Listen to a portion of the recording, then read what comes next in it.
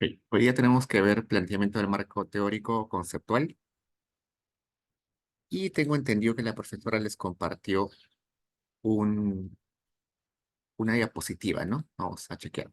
Acá está. Vi justo esa diapositiva de la profesora y donde les explicaba un poquito sobre qué era el marco teórico, ¿no?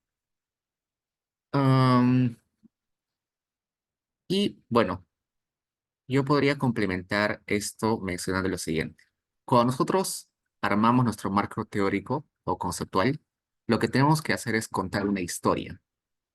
La historia de por qué nuestra investigación es relevante y también dar contexto y definir las variables o definir las relaciones que voy a utilizar durante mi investigación.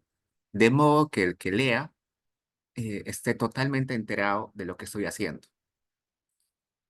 Y cuando uno cuenta una historia, hay muchas formas de contar una historia, ¿no? Cada persona tiene su estilo de contar una historia. Algunos empiezan dando un marco contextual bien amplio, otros eh, utilizan algunos recursos retóricos, otros son mucho más directos y se van de frente a contar el evento. Entonces, no hay solo una forma de plantear un marco teórico. Eso es lo que quiero que entiendan. No tienen que copiar exactamente como lo hacen los demás, sino que ustedes tienen que ver la mejor forma en la cual puedan contar la historia, que en este caso es su investigación. Pero esa historia que cuentan tiene que estar completa y tienen que pensar que el que está leyendo su investigación no sabe nada o sabe muy poco. Y eso va a ser atractivo su investigación, porque cualquier persona, inclusive sin saber nada de economía, la puede entender. Las tres cosas básicas que deben tener su marco teórico es el contexto, eh, en, en qué época, en qué lugar, en qué escenario están investigando su evento, definir las variables y finalmente explicar la relación entre variables. Por ejemplo, veamos una investigación. Melissa Dell, que seguro han escuchado varias veces de ella, que es una economista muy conocida. Ella hizo una investigación que se llama The Persistent Effects of Peru's Mining Mita. Nosotros conocemos qué es la mita minera, ¿no? La mita minera fue una institución durante la colonia donde se obligaba a los hombres mayores, a un grupo de personas, especialmente varones, a que vayan a trabajar a la mina, en particular a la mina de Potosí, porque era la mina más grande en la época de la colonia. Esta mina de Potosí está en lo que actualmente es Bolivia, lo que antes era parte del Virreinato del Perú.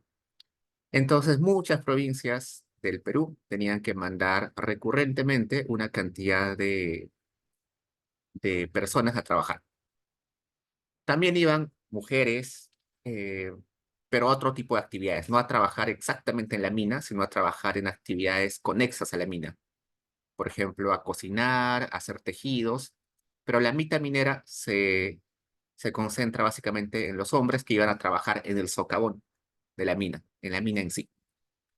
Entonces, lo que Melissa Dell pensó es, esas comunidades campesinas o esas comunidades de poblaciones que mandaban trabajadores no habrán sido afectadas en el largo plazo.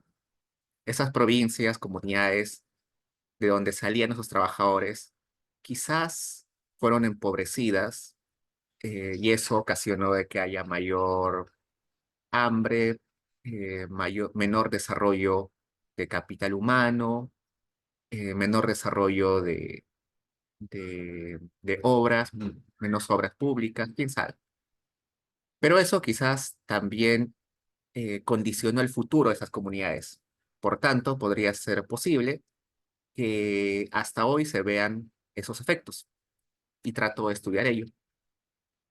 Claramente, nosotros como peruanos sabemos que fue la mitad minera, en el colegio nos han enseñado, sabemos que la mina más grande del virreinato fue Potosí, sabemos que por tanto la sierra del Perú, Arequipa, perdón, Cusco, Puno, fueron las zonas más afectadas por la mina, porque estaban cerca a Potosí y además porque había gran densidad poblacional en esa parte. Pero eso no lo conoce gente en Estados Unidos, en Europa, y por tanto lo que tiene que hacer Melissa es primero contextualizar. Y eso es exactamente como empieza su marco teórico, como empieza su, su revisión de literatura, ¿no? Que dice The Mining Myth. Hace una introducción histórica, cuenta que Potosí fue descubierta en tal año y que fue la fuente de plata más grande de- del Imperio Español. En esa época fue la mina más grande del mundo. eh, y que bueno, que también necesitaba eh, mercurio para sacar mineral de plata, para lavar la plata, ¿no? Porque cuando uno va a la mina saca tierra, para separar la tierra de la plata, hay que lavar y se lava con mercurio. Y en Huancavelica había minas o yacimientos de, de mercurio, también se le dice azogue, bastante grandes. Entonces, Potosí dependía bastante del mercurio de Huancavelica. Entonces empieza a contar que este cierto año, este 1573, los indígenas de las regiones contiguas o vecinas eran obligados a ir uno de cada 7 años, o sea, un año de cada 7 años, los adultos, hombres de la población iban a la mitad. No era una actividad remunerada, era una forma de tributo. Tú tenías que ir porque vivías en el virreinato y una forma de pagar el tributo, impuestos, era eso. Tenías que ir a Potosí o tenías que ir a Huancavelica. Y así va contando el contexto, quiénes iban, quiénes no iban, cuánto tiempo iban, qué regiones qué provincias tenían que mandar a los hombres varones y quiénes no, quiénes estaban eh, exentos de ir. No sé, si estabas enfermo no podías ir, si eras mayor, si eres un adulto mayor no ibas. En algunos casos, algunas autoridades que tenían cierto poder no iban. ¿Quién seleccionaba qué personas en particular iban? Lo hacía el jefe de comunidad, que se conocía como el amauta, el cacique, ¿no? El cacique era el que elegía quiénes iban y quiénes no iban. Había cierta corrupción, sí, había cierta corrupción. Habían indígenas que pagaban para no ir. Habían indígenas que no querían ir porque era muy peligroso, podían morir, así que se escapaban de sus comunidades. Todo eso cuenta. Y luego sigue contando eso y recién después va contando de que ella encuentra de que la población justo de esas comunidades fueron mermadas. En algún censo en esa época se encontró que la población masculina, sobre todo, estaba bien em, reducida y que eso condicionaba la economía comunal. Las tierras de esas comunidades empezaban a ser menos productivas porque no había quien las trabaje. La gente empezaba a migrar de esas comunidades, se volvían más pobres, todo eso, ¿no?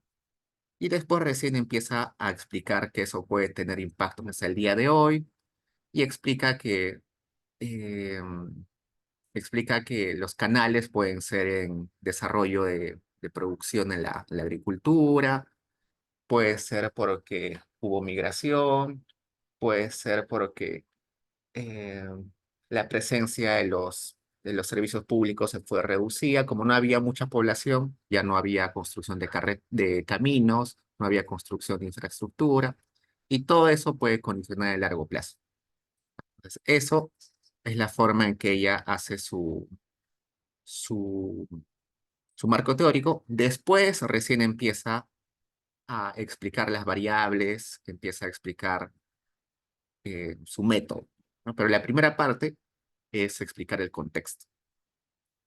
En este tipo de investigaciones que son históricas, de economía, de historia económica, es mucho más claro ver esta estructura, ¿no? Contexto, definir variables y definir cómo afectan las variables entre sí. En otro tipo de investigaciones es un poquito más difícil o un poquito distinto. Pues veamos otra investigación. Acá hay una investigación. Si alguien tiene preguntas, normal me interrumpe, ¿sí? A ver, acá tenemos otra investigación de otro tipo, ya no es histórica. Esta investigación es de Noelia Bernal y colaboradores. Hicieron para el CIS. Se llama El efecto del seguro integral de salud en la salud infantil, evidencia de un diseño de regresión discontinua. Entonces, ¿qué cosa quiere medir acá? Ver si el CIS afecta a la salud de los niños, de los infantes. Entonces, quien va a leer esto probablemente no sepa qué es el CIS, ¿no? Supongamos que alguien de Colombia lee este paper. El seguro integral en Colombia es muy distinto al de Perú, entonces hay que darle contexto. Lo primero, hay que hablarle de qué es el seguro integral de salud, a qué población está dirigida, qué es lo que provee. ¿Solamente cubre gastos de atención o también gastos de pastillas, de medicamentos, posoperatorios? ¿Solamente cubre ciertos tipos de enfermedades o todos? ¿Es un servicio terciarizado o es un servicio que da el mismo Estado? Entonces hay que definir todo eso. Y por eso es que acá, en el marco teórico, lo primero que hace es, bueno, acá, describe la intervención, ¿no? Describe el seguro integral de salud. Y también va a describir cuáles son sus otros tipos de seguro. Porque también es bueno definir contra qué está compitiendo el seguro integral de salud, ¿no? Uno puede tener también salud, puede tener seguro privado, seguro de la policía. Y a la vez, bueno, en este caso yo hubiera puesto primero esto de descripción de intervención y luego recién hubiera puesto cuáles son los efectos de, del aseguramiento en salud y luego los determinantes de salud infantil. En este caso, la autora puso primero esto y luego esto y hubiera puesto al revés. Pero como les digo, el marco teórico es una forma, es contar una historia. Y contar una historia puede hacerse de diferentes formas. A ver, vayamos un poquito más abajo. Marco teórico.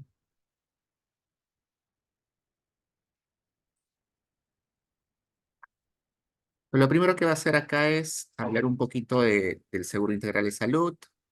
Luego, cuáles son los efectos que ya se han encontrado eh, de tenerse de algún tipo de seguro.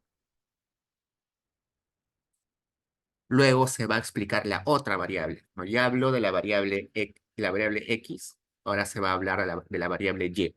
¿Cuál era la variable Y? La salud de los infantes. Pues ahora habla de la salud de los infantes. Habla desnutrición, sobrepeso y obesidad, enfermedades infecciosas, y luego se pone a describir el seguro de salud y ya está.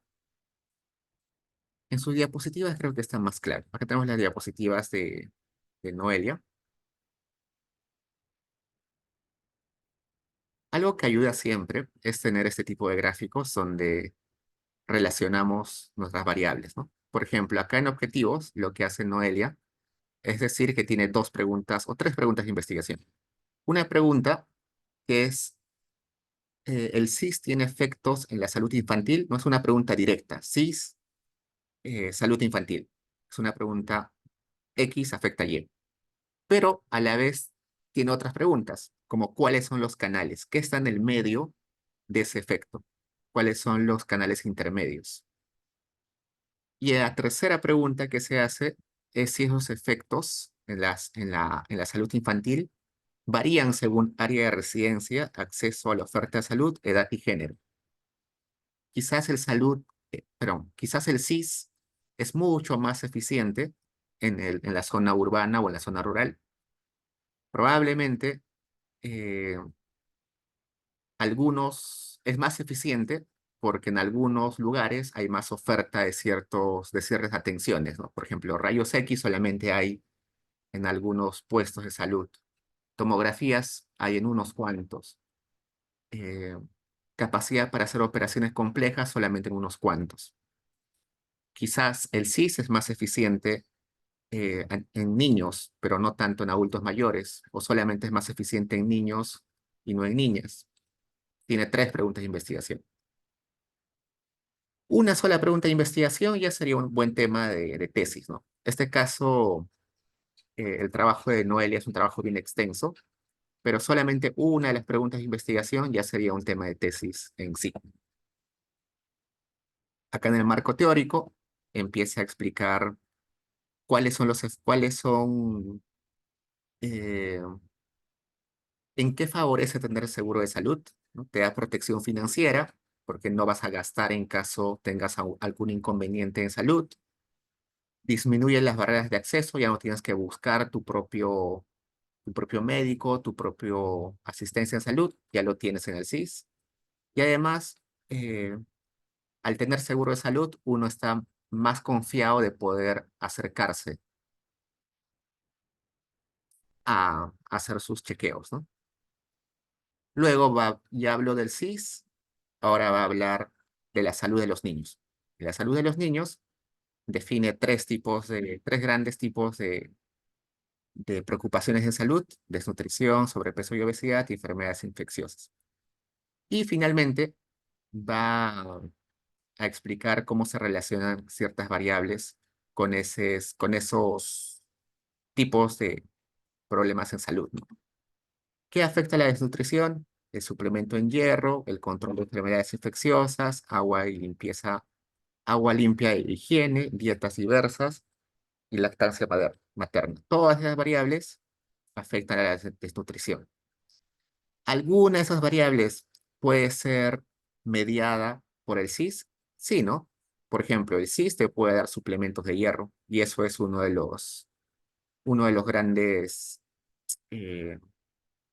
de los grandes eh, gastos que tiene el SIS. El SIS da suplementos de hierro a todos los niños menores de 36 meses y da chispitas, ¿no? Da estos sobrecitos de micronutrientes donde está el hierro y además da algunas gotas y jarabes para aquellos que ya tienen anemia.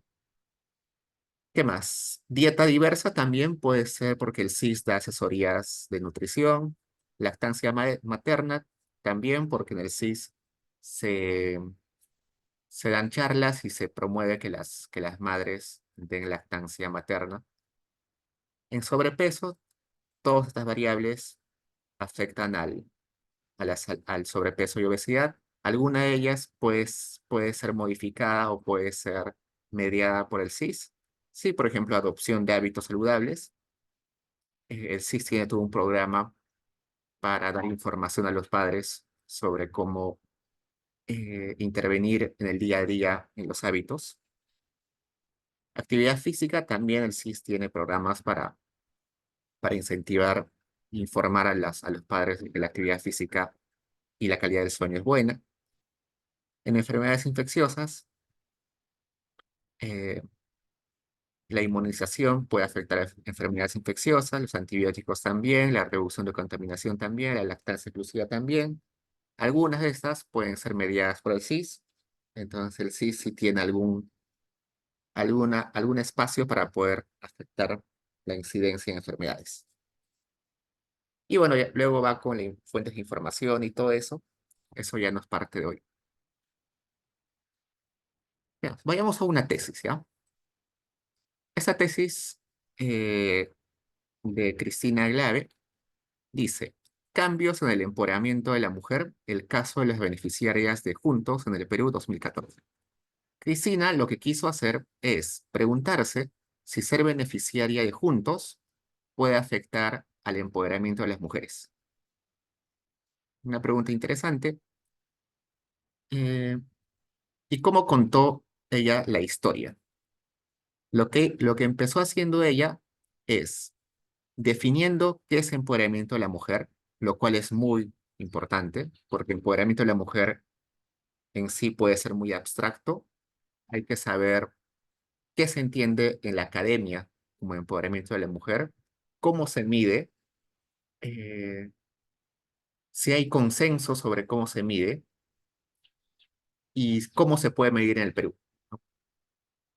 Luego nos cuenta que hay un modelo sobre asignación de recursos dentro del hogar. Entonces la pregunta es, ok, yo sé que el programa Juntos da 100 soles mensuales o 200 bimensuales a las mujeres que tienen hijos que son pobres y que a la vez tienen hijos eh, en etapa escolar o recién nacidos, niños infantes, ¿no? Tienen niños, esto solamente en el sector rural, aunque ahora parece que lo van a ampliar al sector urbano, con la condición de que las madres lleven a sus niños a los controles de crecimiento y que los manden al colegio regularmente. Es decir, que no se aseguren de que no falten al colegio. Entonces, por eso se llama que es un programa de transferencias monetarias condicionada, ¿no? Está condicionada a que las madres cumplan con cuidar la salud de los niños, llevándolos a los controles de crecimiento y también cuiden su desarrollo educativo, asegurando que no falten a la escuela. Pero eso, ¿cómo puede afectar al empoderamiento de las mujeres?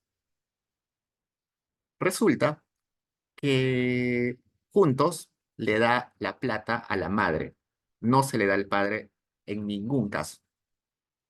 ¿Por qué?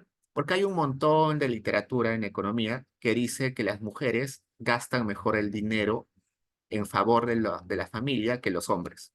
Cuando se le da dinero a los hombres en transferencias del Estado, los hombres lo tienden a gastar en otras cosas. Lo tienden a gastar en su beneficio y el de su pareja y no tanto en beneficio de los niños. Al contrario, que cuando se le da a las mujeres gastan el dinero preferentemente en sus niños. Pues hay un montón de literatura sobre eso y ya está recontra comprobado. Por eso es que Juntos en ningún caso le da el dinero a los padres, no a las madres. Y esto, eh, y esto genera que las mujeres tengan un ingreso adicional local, lo cual les puede dar un poder de negociación distinto dentro del hogar. Estamos hablando de hogares rurales, donde usualmente el padre o el varón es el que maneja el dinero porque tiene el trabajo principal y la mujer cuida la casa.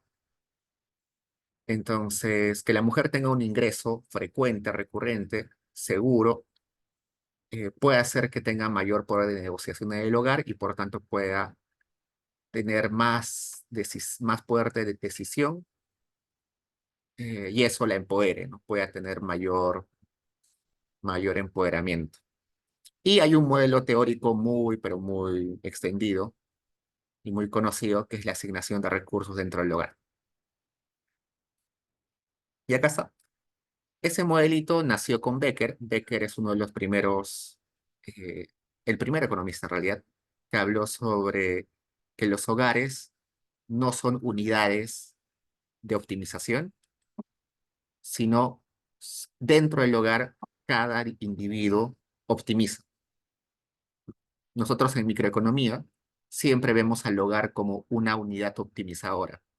No decimos, este hogar maximiza su consumo y maximiza su ocio. Este hogar maximiza el consumo del bien X y el consumo Y, ¿no? Entendiendo que el hogar es una unidad indivisible. Lo cual Becker ya en el 65 dice que no es cierto. Que el hogar, en realidad, las decisiones del hogar son resultado del conflicto dentro del hogar. Dentro del hogar, cada uno de los individuos optimiza su conveniencia chocan intereses dentro del hogar, de cada miembro del hogar, y recién la decisión del hogar es un resultado de esa negociación dentro del hogar. Eh, y eso en su época va a ser una revolución en la economía y va a decir que básicamente esa negociación dentro del hogar depende de los ingresos que genere cada uno de los individuos dentro del hogar. Esa teoría de Becker se ha extendido, se ha modificado. Hoy en día hay muchas variantes. Se ha utilizado el modelito en teoría de juegos eh, para ver algún equilibrio dentro del hogar, ¿no? De alguna forma tiene que haber un equilibrio después de esa negociación. Y se plantea acá unas cuantas ecuaciones que pueden parecer complejas, pero no las son tan complejas como ustedes creen. Y lo plantea y ya está, ¿no? Entonces ella cuenta su historia definiendo qué es empoderamiento. Seguro por ahí también define qué cosa es puntos. Luego explica cómo se relacionan ambas variables, cómo lo explica con este modelo. Y luego puede aplicar algunas ecuaciones, lo cual es válido, pero no es absolutamente, pueden obviar esa parte de meterle ecuaciones. En algunos temas es necesario, en otros no. Eso ya depende de cuál sea su tema. Hasta ahí preguntas, chicos.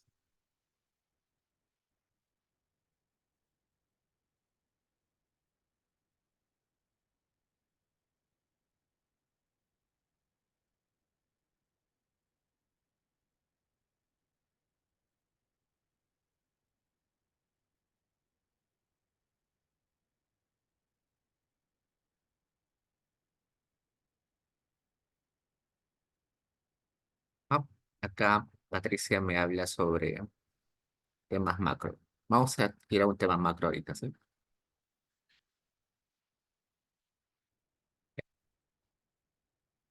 Que, por ejemplo, esa fue mi tesis, ¿no? Brecha salarial de género y violencia doméstica contra la mujer. La variable Y, la variable X es brecha salarial de género. La variable Y es violencia doméstica. Eso también está enmarcado en esa teoría de Becker, ¿no? La teoría de Becker nos dice que en el hogar hay poder de negociación asimétrica. Algún individuo dentro del hogar tiene mayor poder que otros. Y ese poder en gran parte se define por quién tiene más ingresos. Entonces, esa brecha es porque hay algún miembro del hogar que gana más. Y como hay uno que gana más, eso puede traducirse probablemente en que haya mayores niveles de violencia. Entonces, como eh, yo planteo modelo teórico, el marco teórico, primero empiezo a hablar de que la violencia es un problema en el mundo y en particular la violencia doméstica es aún más preocupante porque el hogar debería ser un lugar seguro para todos. En el caso particular del Perú, casi 7 de cada 10 mujeres sufren violencia en algún momento de su vida por parte de su pareja. La violencia, empiezo a definir qué es violencia, ¿no? La violencia puede ser expresada en tres formas: una física, una psicológica, una sexual. Esta preocupación fue abordada por algunos economistas como Samuelson y Becker, que plantearon algunos modelos para explicar por qué hay violencia en los hogares. Estos modelitos fueron cambiando con el tiempo y se complejizaron cada vez más. Y resulta que el modelo más actual de todos es el que plantea Iser. Ese modelito de Iser en Estados Unidos es muy bueno, pero para acoplarlo a Perú, yo voy a hacer algunas modificaciones. Considerando ese modelito de Iser y de otros autores, modifico el modelo original de Iser y planteo ese modelo simple que tiene unas cuantas derivadas, pero bien simples, y ya está. Y luego empiezo a discutir. En algunos países del mundo se ha hecho algunas investigaciones y han llegado a ciertas conclusiones. En otros países han hecho otras investigaciones y han llegado a conclusiones totalmente eh, opuestas a las de los otros países. En el caso de Perú, se han encontrado estas investigaciones y ya está. Y luego empiezo a hablar hechos estilizados. Hechos estilizados se refiere a qué datos concretos yo ya conozco sobre mis variables X y sobre mis variables Y. Por ejemplo, acá hago una descripción de cómo ha evolucionado la violencia física, psicológica y sexual. Luego, cómo ha evolucionado la brecha de género eh, también en el tiempo y en diferentes partes del Perú. Y luego relaciono cuál es la relación estadística simple entre ambas variables. Y lo que viene ya es metodología. Pero esto es como que bien simple, ¿no? Y esa es la idea, no se complejicen mucho, solamente cuenten su historia. Ahora yendo a lo que su compañera, vayamos acá, hay uno de macro, ¿no? Efectos del salario mínimo en los precios y en el poder de compra de los hogares. O si uno lee, si una persona extranjera que no sabe nada del Perú y que no sabe nada de las leyes en el Perú, lee efecto del salario mínimo. Por ejemplo, si es un norteamericano, va a creer de que el salario mínimo se determina en cada una de las regiones del Perú, ¿no? Porque en Estados Unidos el salario mínimo se determina en cada estado. Cada estado tiene un salario mínimo. En el Perú no. En el Perú todo el país tiene un salario mínimo igual. En Estados Unidos el salario mínimo se actualiza por votación de cada senado de cada estado. En el Perú, no, en el Perú lo determina el gobierno, el ejecutivo. Entonces, esas cosas uno las tiene que ponerla en contexto. Entonces, eso es lo que hace exactamente acá. Nuestros amigos, Renzo, que es profesor de Cato en la maestría, Omar Guro y Hiroshi Toma, que está haciendo su doctorado, nos van a explicar acá, van a explicar,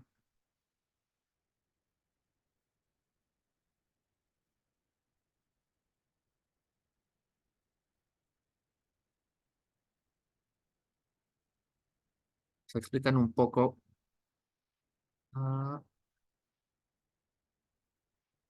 acá, los mecanismos de transmisión. Te van a hablar salario mínimo, cómo puede afectar a los precios. En este caso es efecto del salario mínimo en precios. Como es de macro, esa historia no la cuentan tan a detalle. De frente empiezan a hablar cosas bien puntuales. En este caso, según la OIT, la remuneración mínima es la cuantía mínima de remuneración que un empleador debería abonar a los asalariados. Hay un poquito de contexto. Su finalidad es proteger a los trabajadores contra el pago de salarios indebidos. A pesar de sus buenas intenciones, el aspecto más complicado está en la determinación de su nivel. En el caso, realizar ajustes a qué nuevo nivel fijarlo. Esto se debe a que el salario mínimo muy bajo no serán lo suficientemente efectivos para proteger a los trabajadores, mientras que salarios mínimos muy elevados pueden tener efectos adversos sobre el empleo y otras variables económicas. Como se dan cuenta, gran parte del marco teórico lo está poniendo en la introducción, ¿no? Eso pasa bastante en macro. En macro, tratan de resumir mucho su marco teórico y ponerlo en la introducción, porque su marco teórico es bien cortito. Va a explicar los mecanismos, cómo el salario mínimo puede afectar los precios. Siempre es bueno poner estos gráficos, muy visual y ayuda mucho a entender con facilidad. Luego va a explicar cómo es el salario mínimo del Perú, qué nivel tiene actualmente, a qué niveles ha aumentado y en qué años. Eso es bueno ponerlo. Ha caído cómo evolucionó el salario mínimo en términos nominales desde el 2002 hasta el 2020.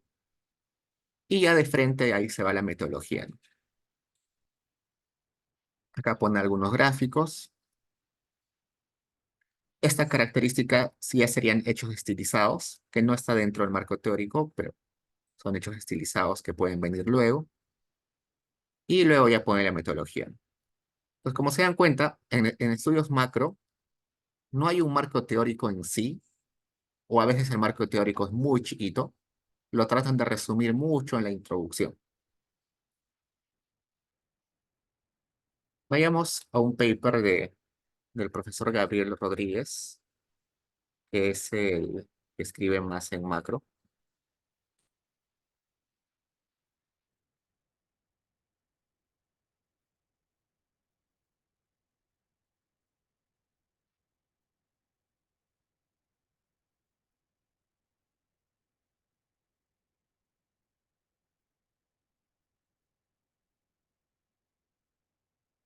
En el caso de macro, sí tienen que seguir la estructura eh, típica. En micro hay como mucho más libertad, ¿no? Contar la historia con más libertad, con más recursos propios, pero en macro sí hay que seguir la estructura. No hay mucha libertad ahí. A ver, vayamos, por ejemplo, a algún reciente.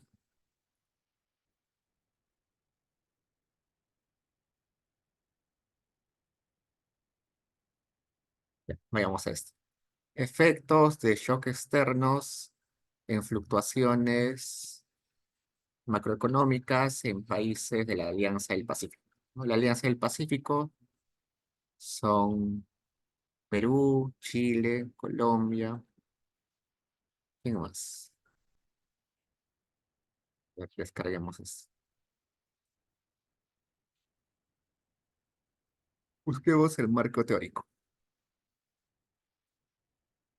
Y no hay marco teórico. Vamos a descargar.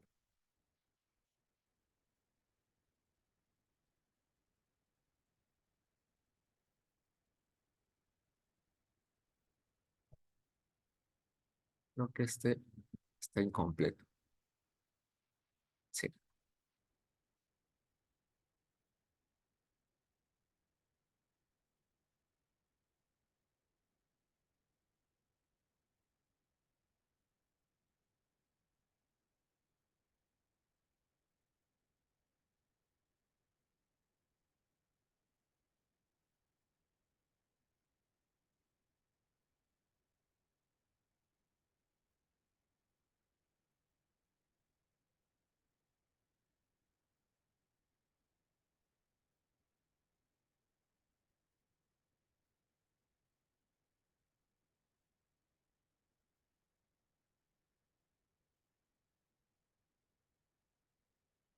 Ya está. Pues, introducción, revisión de literatura, que sería el marco teórico.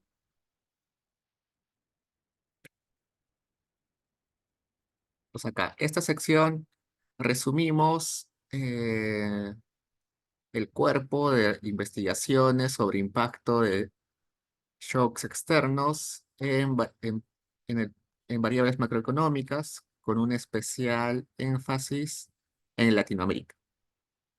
Calvo y colaboradores enfatizan el rol de factores externos en Latinoamérica, en países de Latinoamérica, en ciclos económicos de América Latina.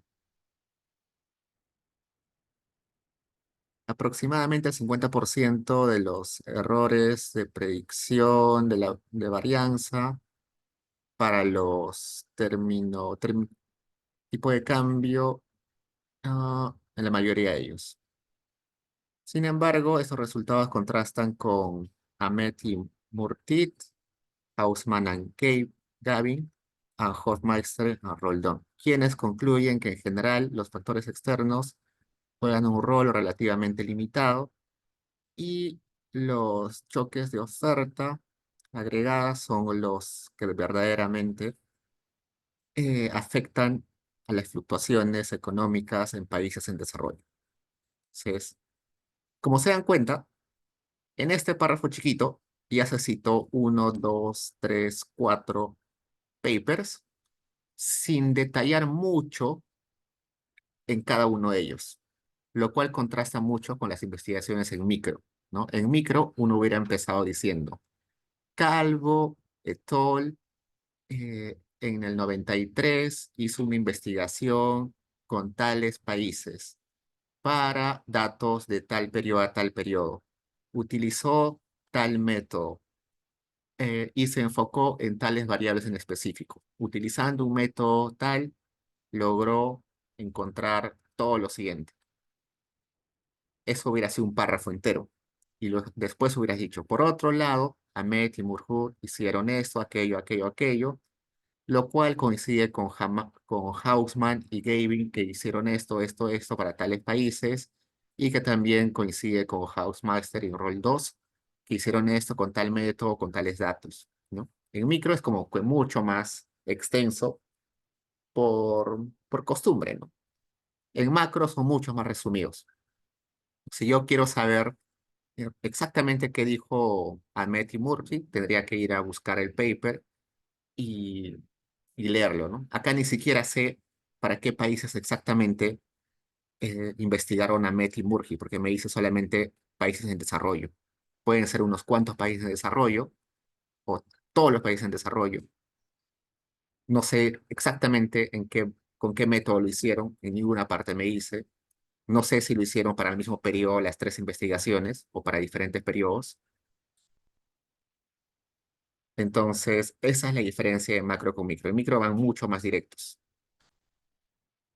Y eso hace que sus marcos teóricos sean mucho más chiquitos, ¿no? Acá tienen en realidad uno, 2, 3, 4, 5, 6, 7, 8, 9, 10, 11 párrafos, que quitándole los gráficos son una página y media.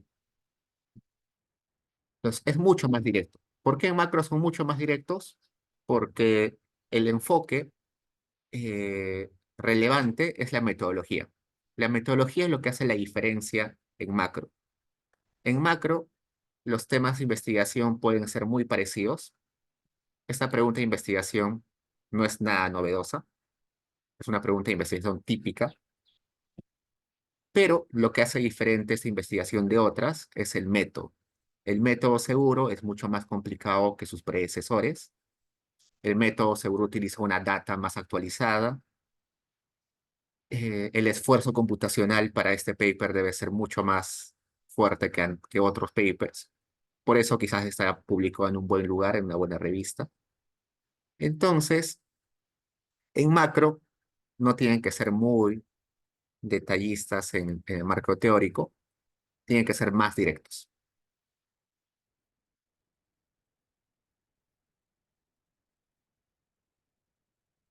Ah, a ver, acá en el caso, bueno, sí, seguro algún investigador o alguno de ustedes diría, "Mm, pero acá yo podría plantear un modelo teórico, ¿no? Podría plantear mis ecuaciones macro, ¿no? Podría explicar mi modelito, no sé, esto es fluctuaciones. Quizás podría plantear un modelito ahí con algunas ecuaciones, hacer algunas derivaciones. Sí, se puede hacer. Eh, pero en las investigaciones más recientes de macroeconomía, uno tiende a ser bastante resumido.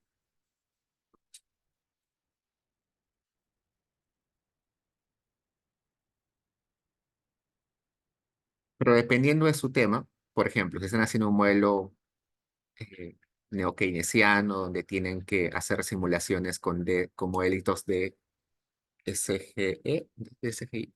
Vamos a buscar modelos de SGE. Cuidado, ya me olvidé el nombre. Acá está.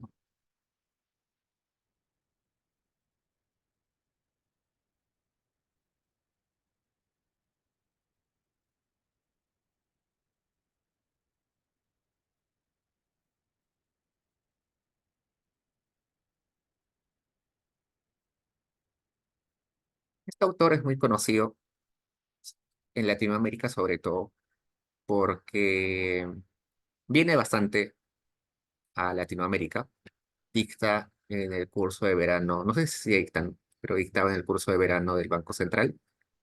Es un capo y él plantea o trabaja bastante con modelitos DSG, que seguro alguno por ahí está interesado, que se puso de moda hace algunos años, porque era interesante hacer simulaciones, hacer modelitos bien complejos y ponerlos en Dinare, en MATLAB, y simular escenarios.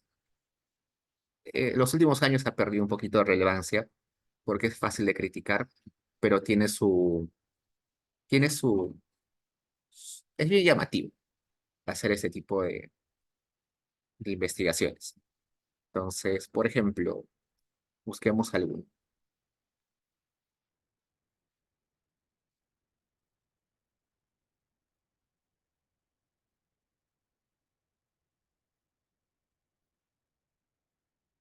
Dice, dolarización financiera en economías emergentes.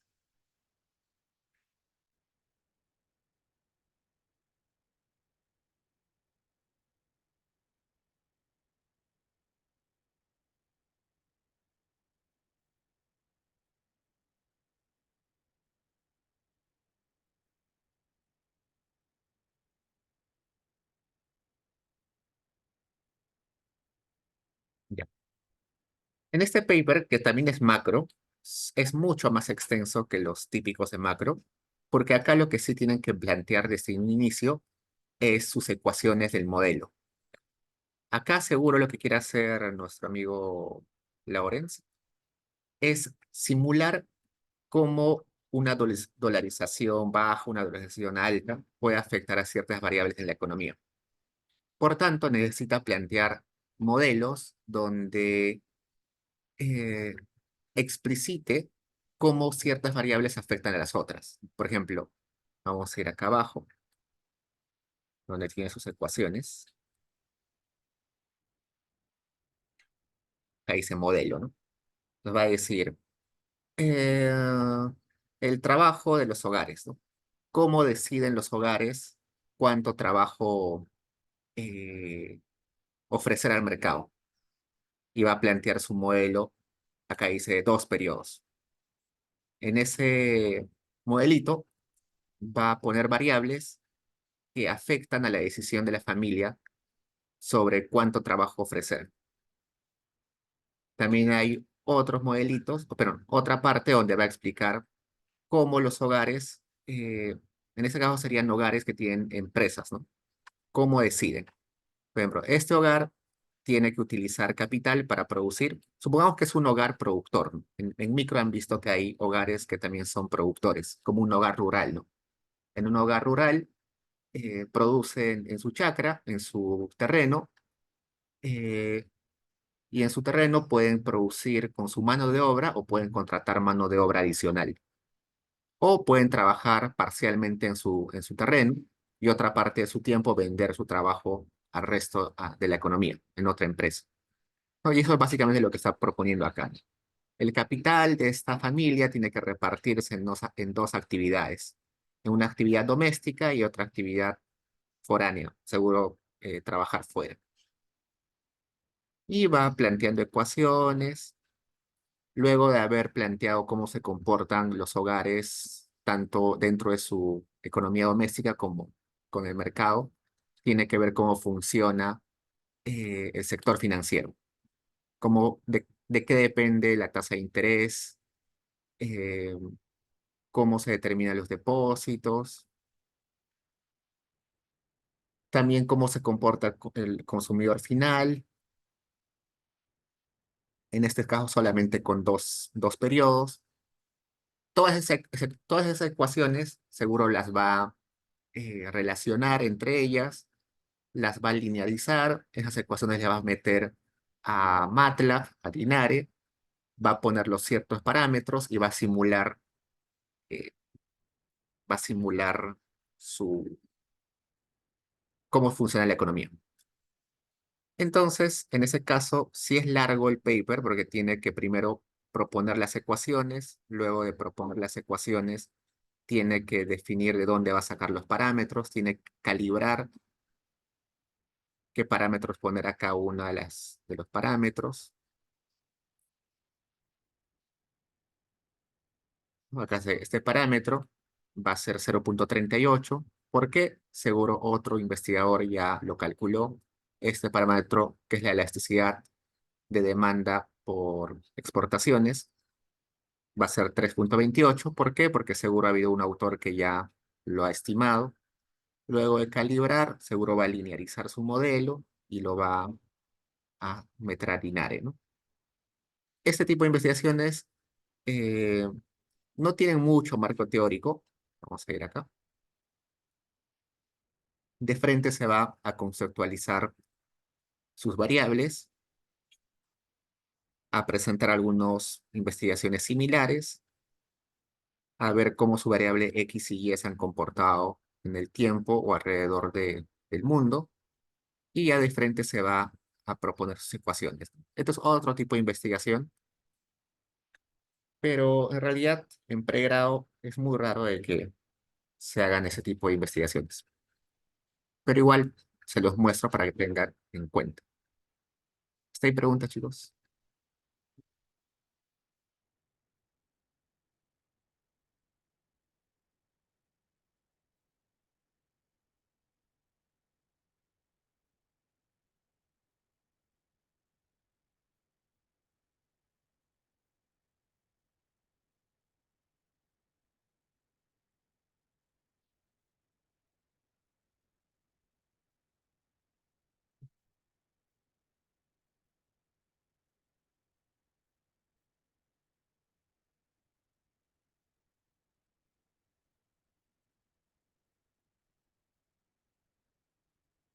Ya, chicos, eso es todo por hoy.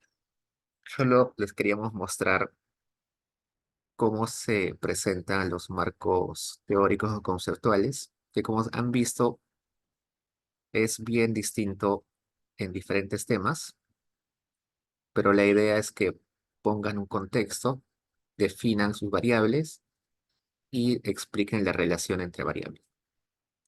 Eso básicamente es. Con esas tres cosas, su marco teórico está listo. Ya, chicos, entonces nos quedamos los que tienen asesoría hoy, y si no, ya nos vemos la siguiente, que también solo se tiene que conectar a su hora de asesoría. Y si no, ya nos vemos eh, el siguiente viernes, ¿no? Y chicos, nos vemos. Y me quedo con Kiara y con José.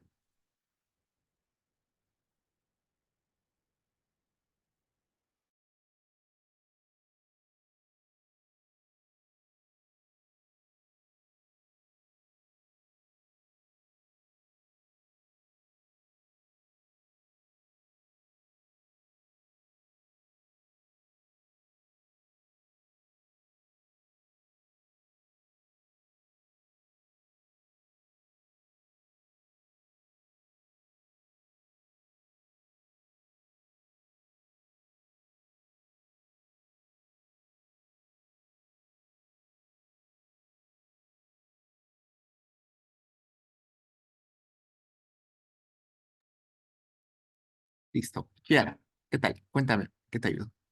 Buenas tardes, Diego. Bueno, en principio, ¿puedo compartir pantalla? Sí, pues. Ya.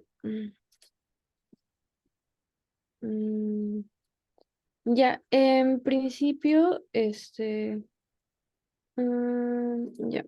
En principio, bueno, todavía no he terminado de completar el cuadrito. Pero lo que me estaba diciendo Jennifer era de la manera en cómo se puede estructurar esto, ¿no?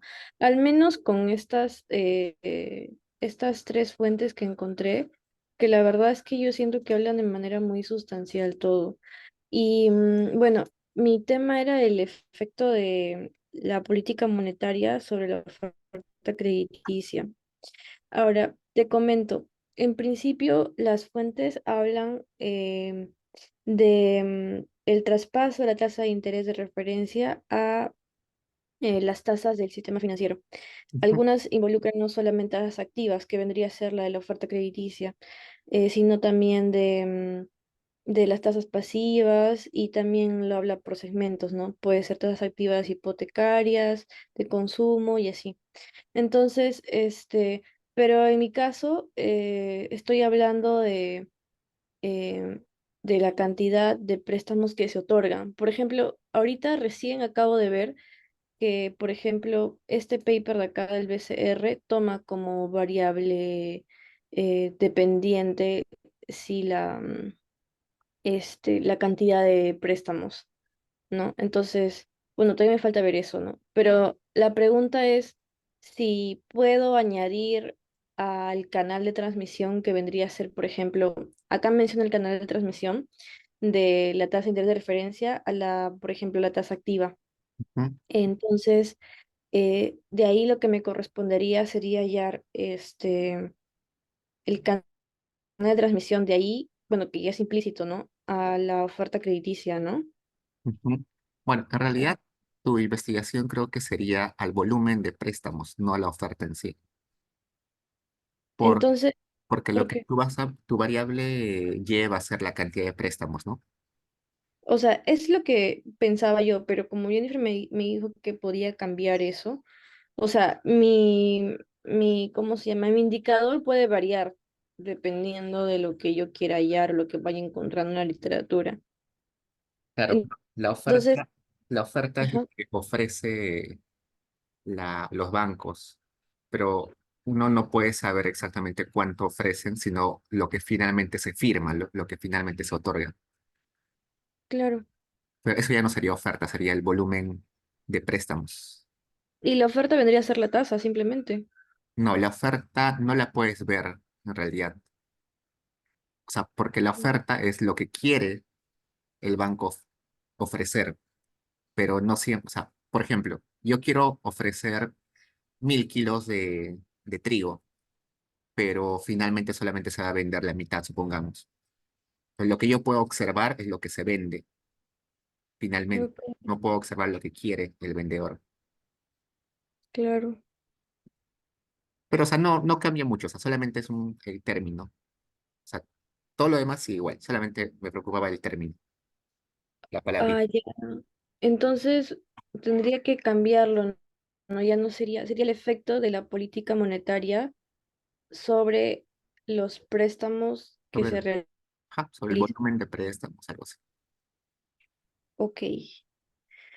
Y bueno, Mm, supongo que en esas investigaciones tienes el canal que llega hasta tasa de interés, ¿no?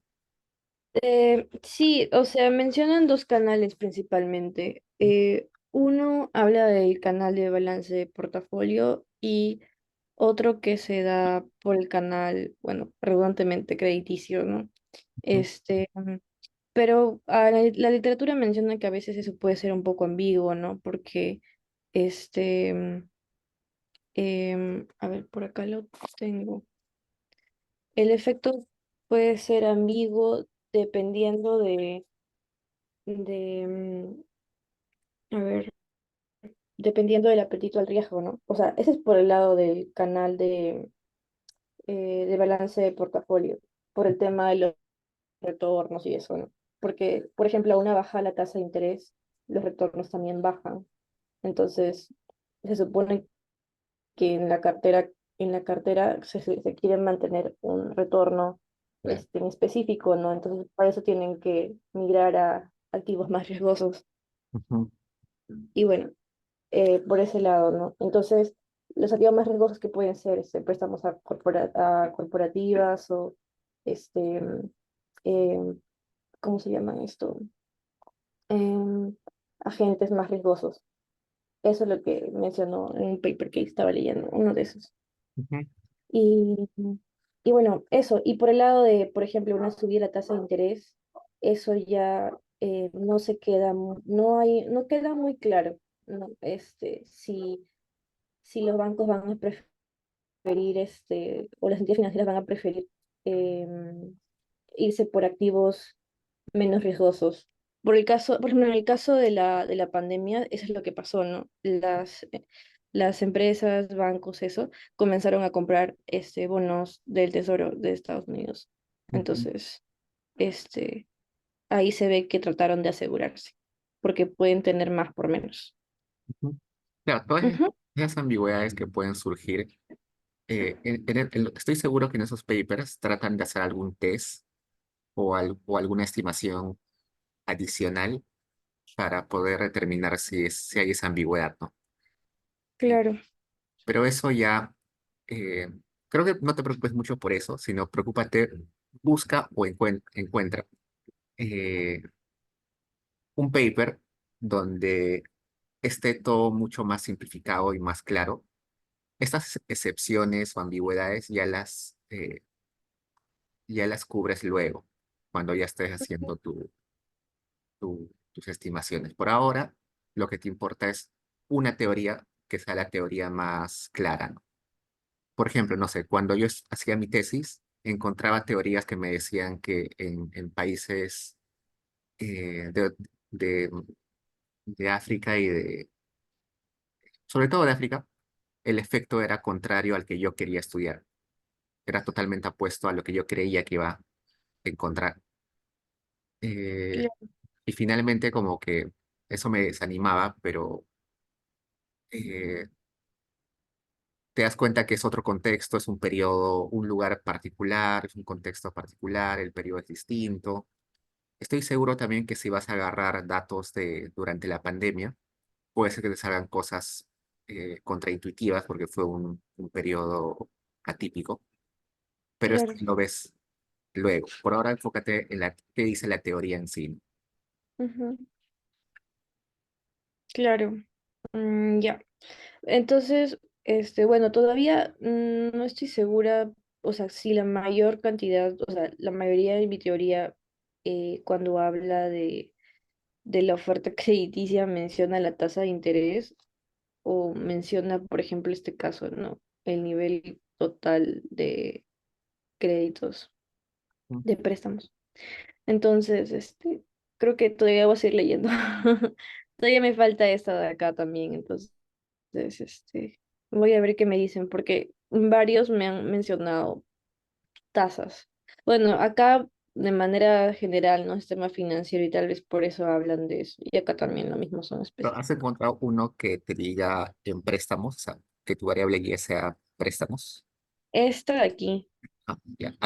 Aférrate a ese y, y desgrana toda su literatura que tenga ese paper. Ese paper debe citar a un montón de gente y agárrate de eso, porque te apuesto que en los papers que y, y, ese cita vas a encontrar mucho. y este de acá también, este es del BCR. Ay, se me fue. Este es del BCR. Y ese también menciona eso. Y aquí pues es más completo. Incluso, bueno, es bastante complejo en realidad, porque pone un montón, hace varias estimaciones, hace como 6 estimaciones VAR y luego una S VAR, o sea, Ujú. este es un poco más, O sea, un poquito telita. en ese que sí utiliza préstamos, eh, Ajá, hace esto de búsqueda hacia adelante y búsqueda hacia atrás, que hablamos ya, la primera sesión, creo. Y ahí vas a ver sí. que vas a encontrar muchos, muchos. Sí, porque, por ejemplo, aquí no, acá habla del efecto, por ejemplo, las tasas negativas de política monetaria. Ujú. Así. Entonces, eso no es algo que haya sucedido acá, entonces tal vez esté acá. En el, Ay, en el mundo sucedió unas cuantas veces más. sí, la Unión Europea. Ujú. Ya. Bueno, ese es preliminar. Y de ahí, pues, no sé si hay algo que me estoy olvidando, aparte de eso. No creo que vas bien. Solamente desgrana ese paper, desgránalo y haz búsqueda hacia adelante y hacia atrás. Ya,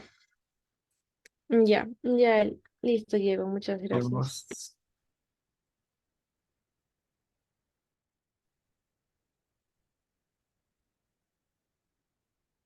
José.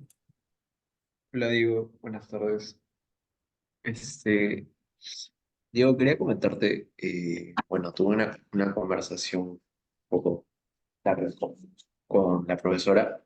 Ah, Y bueno, no sé si te acuerdas de mi tema que hablaba de incentivos tributarios ajá, sobre la producción ujú, o las exportaciones. Y bueno, en realidad me he dado cuenta de que para analizarlo, o sea, es como que voy a tener que leer bastantes resoluciones y temas que van un poco más por el lado, no sé, legal, pero bueno. Entonces, con la profesora decidimos que creo que lo mejor sería cambiar un poco el tema, ujú. pero seguir en el segmento macro. Y bueno, la profesora me dijo que le presente un paper eh, para quizá hoy. Y no sé si te podría compartir la pantalla para que veas el paper que estoy viendo Sí, puedes compartir. y, y me des alguna impresión de lo que te puede parecer tanto el paper como el tema. A ver, comparte. Ahí está. Es sobre commodity prices y la inflación. El paper es enfocado en, ¿cómo se llama? En Irán y usa la metodología SBAR. Entonces, o sea, yo creo que eso se enseña en pregrado. Ajá. Entonces, yo creo que podría abarcarlo en tesis uno si es que llevo macro en el siguiente ciclo también. Ujú. Entonces,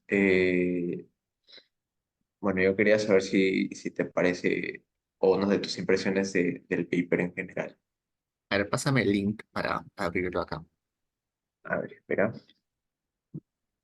O pásalo por el chat, si no. Ahorita lo paso.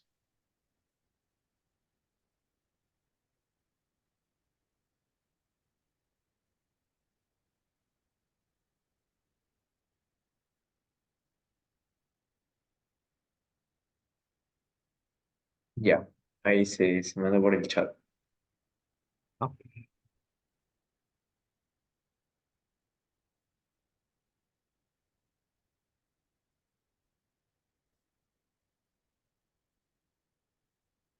ver. Explicación.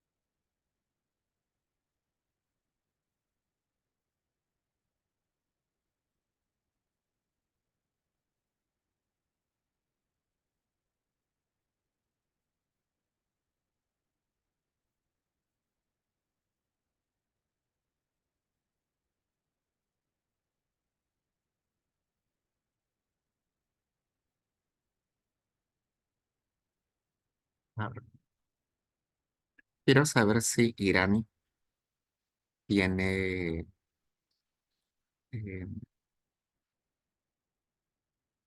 si el Banco Central de Irán funciona igual que Perú o parecido.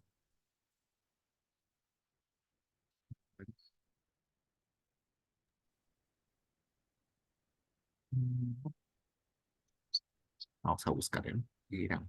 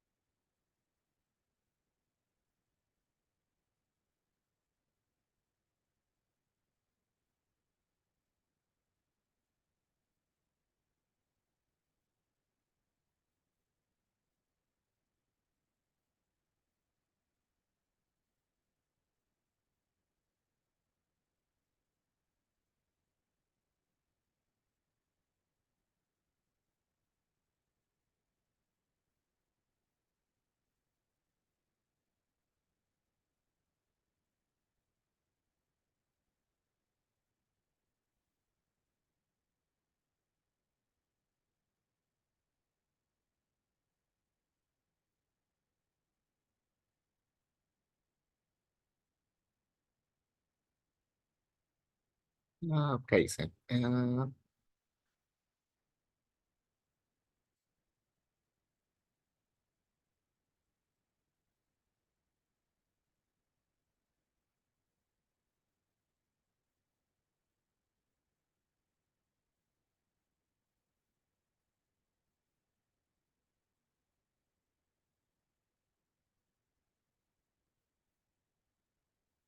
Tasa de intereses usualmente.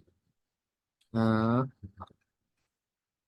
mm, Parece que su banco central. O sea, una cosa que me preocupa cuando en macro acoplamos o tratamos de hacer o sea, tratamos de aplicar una investigación de fuera acá, es que las estructuras de ambas economías puedan ser distintas, ¿no? Pues supongamos que este país tiene,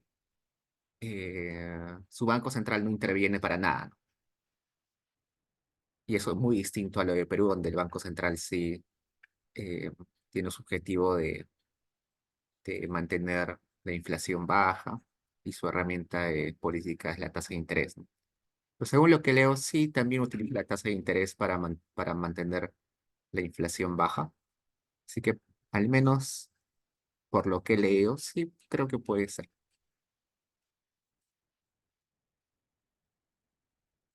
¿Te parece que, o sea, bueno, me parece que me dijiste algo como que habías identificado que la profesora le importaba bastante el marco teórico? ¿Tú Ah, crees que ese marco teórico sea adecuado? Creo que lo podría aceptar, sí. porque creo que la metodología como tal, o sea, sí, me Bueno, parece sólida, no sí. sé la verdad, pero la veo bien. Ajá. En ese caso, sí, el marco teórico va a cambiar bastante, porque como es una eh, investigación macro, lo que más tienes que citar son países parecidos a Perú, ¿no? Entonces, seguro que vas a tener que citar a eh, investigaciones Latinoamérica, países emergentes, países de ingresos medios. Y como esto es otro país eh, muy distante, va a cambiar mucho tu investigación. O sea, a primera vista está bien, solo que sería mejor si el mismo tema y algo parecido lo encuentras para un país, no sé, de la Alianza del Pacífico, ¿no? Como Chile, Ecuador, Colombia. Ecuador no, Ecuador es dolarizado, pero Colombia, algo así, ¿no? Un país emergente quizás. O sea, a primera vista está bien, pero podría ser mejor si encuentras para un país parecido a Perú. Ya, ya, entonces eso es lo que voy a hacer. Otro tema, digamos, que estaba pensando era el de concentración bancaria. Ujú. A ver, espera, tenía un Excel.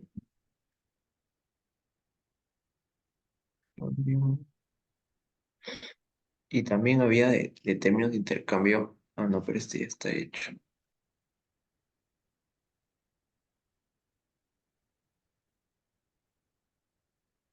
No, bueno, por el momento creo que sí, solamente ese paper. Pero si puedo, o sea, voy a seguir buscando, obviamente. Si es que encuentro algún otro paper que también me llame la atención, te lo podría mandar por correo. Sí, sí, sí. Ya, ok, gracias. Ya, José, nos vemos. Hola Diego, soy Patricia. Patricia, ¿qué tal? Me mandas un correo, creo.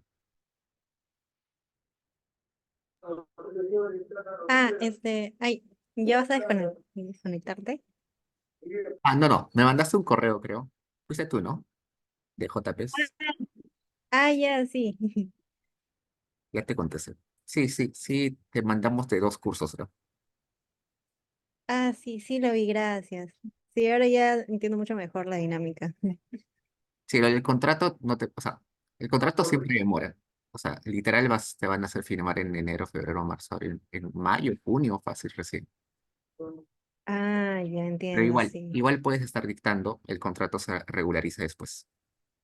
Ya, muchas gracias. Te quería preguntar sobre mi tema, que, o sea, no sé si recuerdas que era el efecto de la intervención cambiaria y las políticas macroprudenciales Ujú, en la resiliencia de la economía frente a choques externos. Y, o sea, más que todo he tenido dos reuniones con Gabriel, que, o sea, ya me confirmó que va a ser mi asesor. Y, o sea, como que le planteé más o menos el tema y no me lo aceptó. Entonces, estamos yendo por otro tema.